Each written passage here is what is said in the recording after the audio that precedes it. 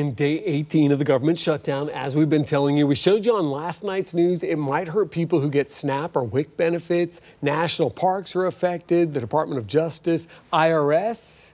We're talking about your tax refunds, and those are just a few to name. Yeah, some of that sounds a little logical, but did you think craft beer would be affected?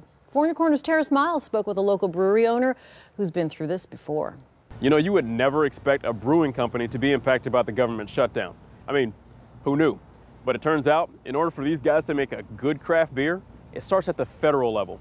I ended up talking to the head brewer here at Big Blue, and he tells me he's felt the sting of the government shutdown before. You know, a lot of people love a good drink. And others, they love a good beer. So I'm just looking for it to come out nice and clean. And William Vaughn knows his beer. I couldn't even 100 maybe. He also knows how it feels to not be able to make his beer.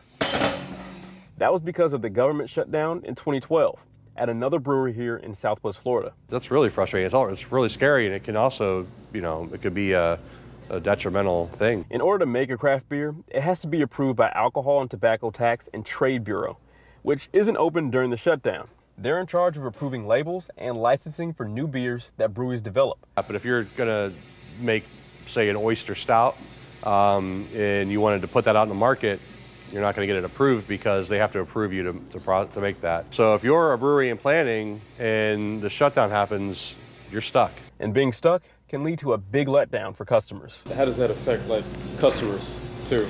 Well, that's yeah, the biggest thing. That would be a frustrating thing if a customer sees that, you know, you're XYZ brewery and they come in, well, you know, we don't have our own beer. But luckily, Big Blue doesn't have that problem. It's a bit frustrating, you know, it puts a big hang up on your plans. I did manage to speak with a few other breweries in the area, and they tell me they are not impacted by the government shutdown. I'm sure that's good news for a lot of you beer lovers. But for now, reporting in Cape Coral, I'm Terrace Miles, Fox 4 in your corner. All right, thank you, Terrace. Craft brewers who need labels and licenses approved will have to wait, though, until the shutdown is over.